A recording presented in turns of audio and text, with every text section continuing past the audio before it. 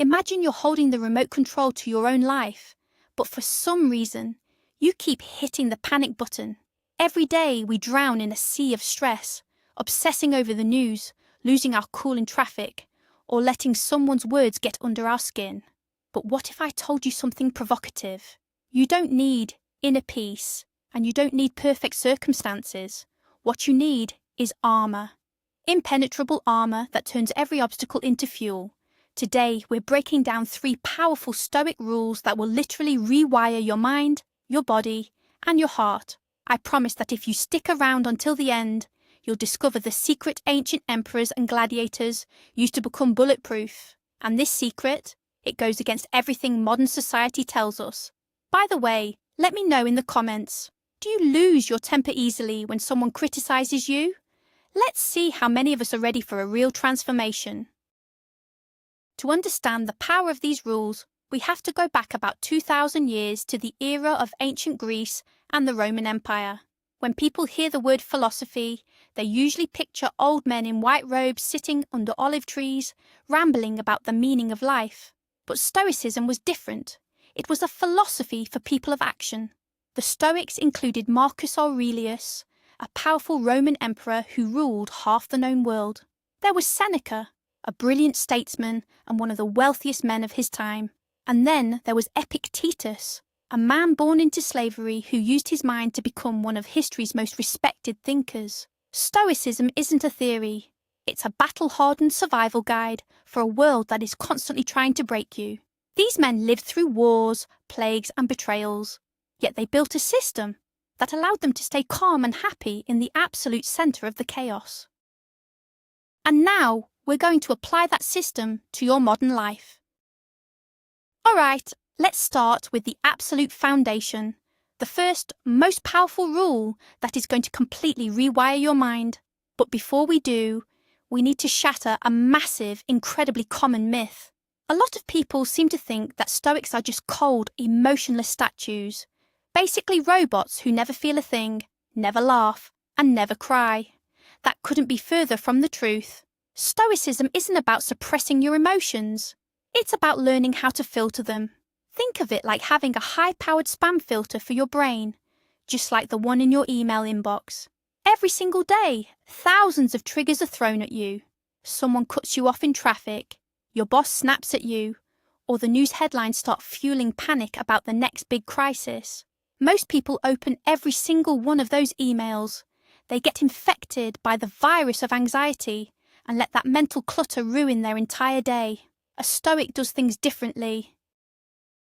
They run everything through the filter of reason and only hold on to what actually matters.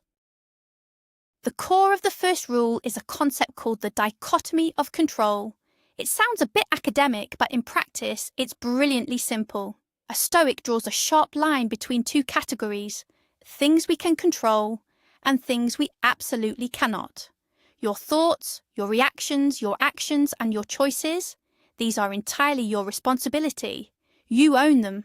But the weather, the economy, traffic jams, or what your neighbour thinks of your new haircut, you have zero control over any of that. The moment you truly internalise this simple truth, your mindset begins to shift. You stop bleeding precious energy shouting at the news or getting angry because it started to rain. You finally stop fighting the world and start focusing on yourself.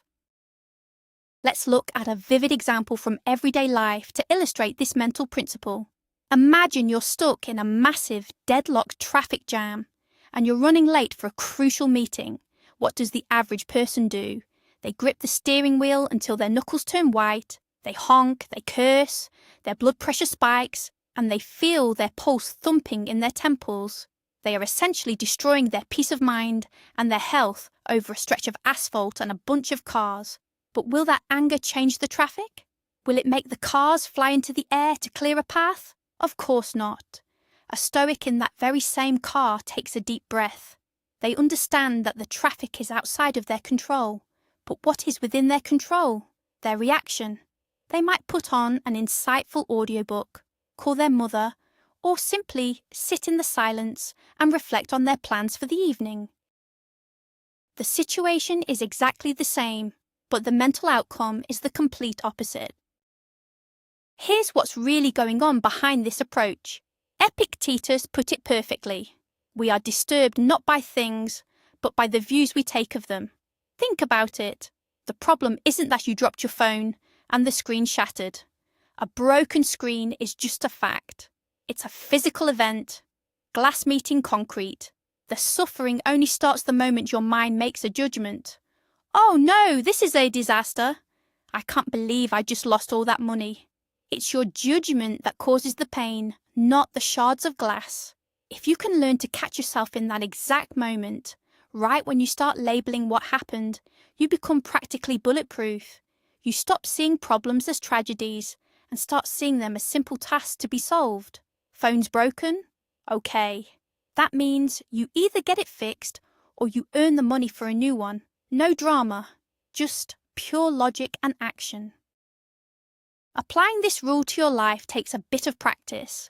I recommend using a modern adaptation of the ancient Roman 5-second rule. Whenever something frustrates you, don't react immediately. Give yourself exactly 5 seconds to take a deep breath and ask yourself one simple question. Can I change this right now? If the answer is yes, then go and fix it. If the answer is no, simply let it go. Your brain will resist at first. It's wired to take the easy path of dwelling on pain and resentment. But after a couple of weeks of practice, you'll notice something amazing. The things that used to ruin your mood for days will start to bounce right off you. Your mind will become calm, clear, and incredibly sharp.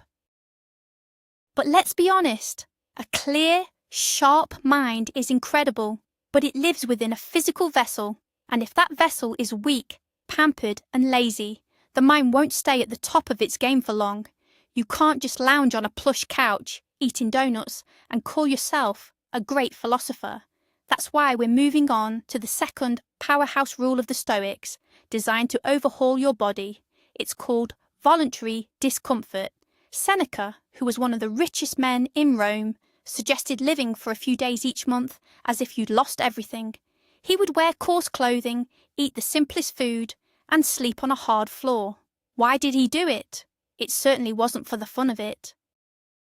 In today's world, we've become prisoners of our own comfort. We have plush mattresses, climate control, heated car seats, and food delivered to our doorstep in minutes. We've turned into pampered house pets, terrified of the slightest draft. But biologically, we weren't built for this.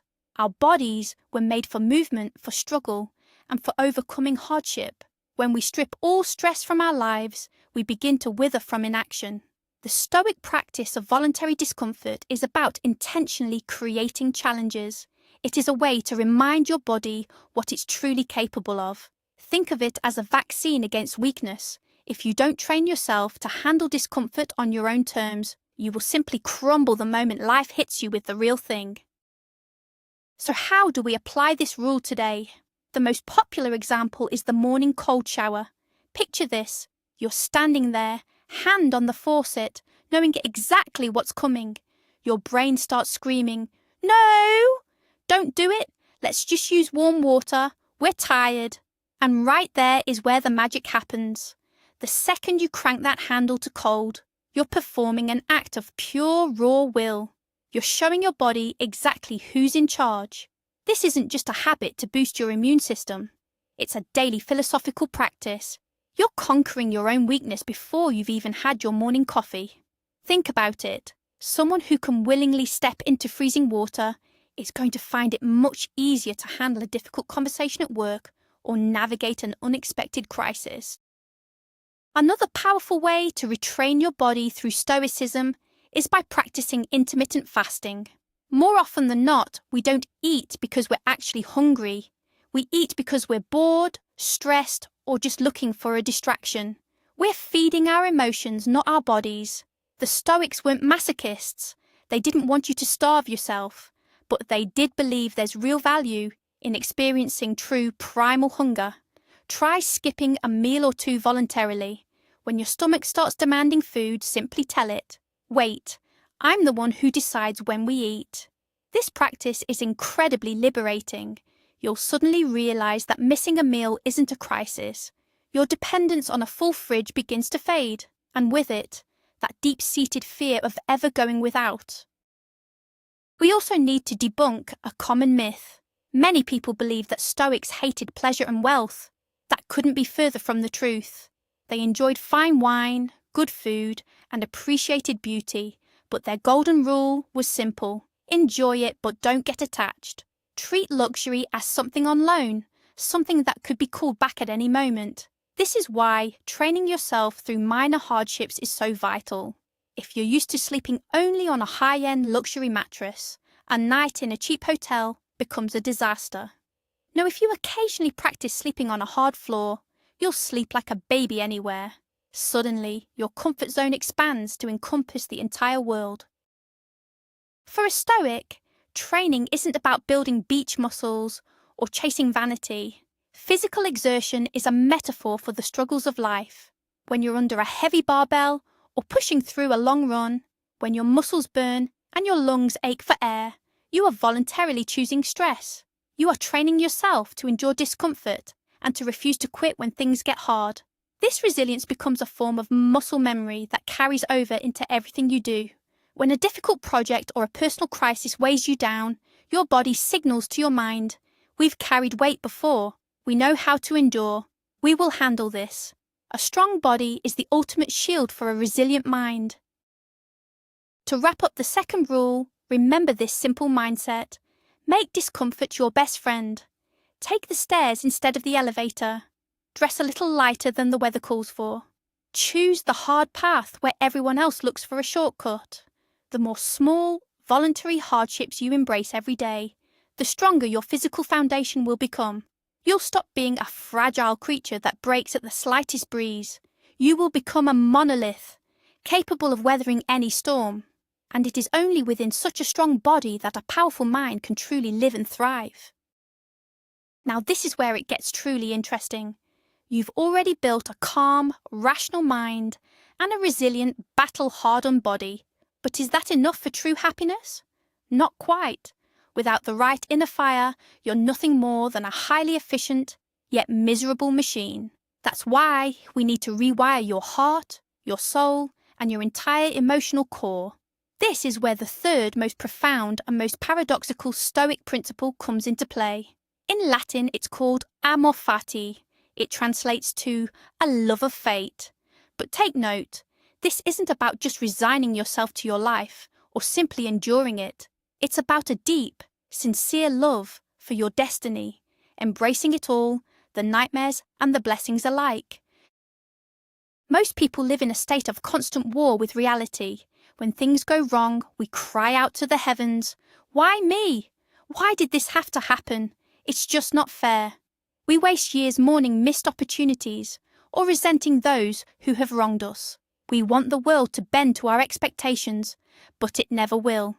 Amor fati offers a completely different path, one that flips the script entirely. This concept teaches us to embrace every event in our lives, whether joyful or tragic, as something absolutely necessary and vital for our growth. Marcus Aurelius compared the human soul to a roaring fire. If you drop a log onto a tiny candle, the flame goes out. But if you throw that same log into a massive bonfire, the fire only burns brighter, turning the obstacle into its own fuel. Let's look at a powerful historical example of amor fati in action. It's the late 19th century. Thomas Edison, the legendary inventor, is already an old man. One night, his massive factory complex catches fire. It's a total disaster. The laboratories, the blueprints, the materials, his entire life's work, are being devoured by the flames. And to make matters worse, his insurance barely covers any of it. Anyone else in his shoes would have collapsed in tears. But what did Edison do? He called out to his son and said, "Go get your mother and all her friends. They'll never see a fire as magnificent as this again." The next morning, Edison looked at the ruins and said, "There is great value in disaster. All our mistakes have been burned away. Thank God, we can start again with a clean slate." This is true Stoicism. This is amor fati in its purest form. People often mistake amor fati for passivity. It's a dangerous myth. They think loving your fate means throwing in the towel and doing nothing. Like if you get fired, you just shrug and say, "Well, that's destiny," before spending the rest of your life on the couch. But that's not it at all. A Stoic would look at that situation and say, "Okay, I've been fired. That is a fact. I accept it, and I embrace it, because this is the push I needed to get out of a rut. Now, you have the chance to find a better job, start your own business, or pivot your career entirely. Amor fati isn't an excuse for inaction. It's a powerful catalyst for moving forward. You stop wasting time on self-pity and immediately ask, how can I use this situation to my absolute advantage? This principle is never more powerful than when applied to our relationships. A true transformation of the heart is impossible unless we learn how to face betrayal, lies, and heartbreak. When someone lets you down, your first instinct is often a burning sense of resentment or a desire for revenge. But if you embrace amor fati, you see things through a different lens. You tell yourself, "I am grateful that life revealed this person's true colours now, rather than 10 years from now. This painful experience has made you wiser. It has sharpened your intuition. You don't just forgive them, you actually find yourself thankful for the harsh lesson they provided. In the fire of that acceptance, the bitterness simply burns away, leaving no trace behind in your heart. The obstacle becomes the way. This is a core Stoic principle, deeply connected to the concept of loving one's fate. If a massive boulder blocks your path, don't just stand there and weep. That boulder is your new path. You must either climb over it to grow stronger, or find a way around it to grow wiser. A difficult, demanding boss isn't a curse. They are a free training ground for your resilience and professionalism. An economic crisis isn't the end of the world. It's a test of your ability to adapt. When you look at the world through this lens, fear vanishes from your heart. You no longer dread the future, because you know that no matter what happens, you have the power to turn it to your advantage. This is how you completely rewire your emotional intelligence. You are leaving the victim mentality behind for good. Victimhood is the plague of modern society. It's convenient to feel wronged, because it excuses you from taking responsibility, but Stoicism demands absolute accountability. You are the sole architect of your reaction to life. Your heart becomes invulnerable, not because it's shielded by a cold layer of indifference, but because it has the power to transform any pain into pure wisdom and strength. You learn to embrace life in its entirety, from the first rays of morning light to your most bitter loss, realizing that every moment is part of one magnificent cosmic dance. When you bring these three elements together, you forge a modern-day superhuman. First, a mind that clearly separates what is within its control from what is not, staying calm and composed when others panic. Second, a body hardened by voluntary discomfort, ready to endure any physical challenge. And finally, a heart that welcomes every blow of fate, turning obstacles into stepping stones for growth. This triad, the dichotomy of control, voluntary hardship, and amor fati, builds an invisible yet unbreakable suit of armour. By practicing these three principles daily, you'll soon notice the world around you begin to shift. Simply because you have shifted, you will become the rock upon which the waves of chaos break. This brings us to the turning point, the one realization most people completely overlook. As you dive deeper into Stoicism, you will eventually experience a moment of profound clarity. You'll realize that in this world, you have no external enemies. Your true rivals aren't your competitors, the politicians, or even bad luck. Your only real enemy lives inside you. It is your own unbridled emotions, your addiction to comfort, and your resistance to reality as it is. Once you conquer this internal foe, using the three rules we've discussed today, the outside world loses its power over you. You become a free person in the truest sense of the word.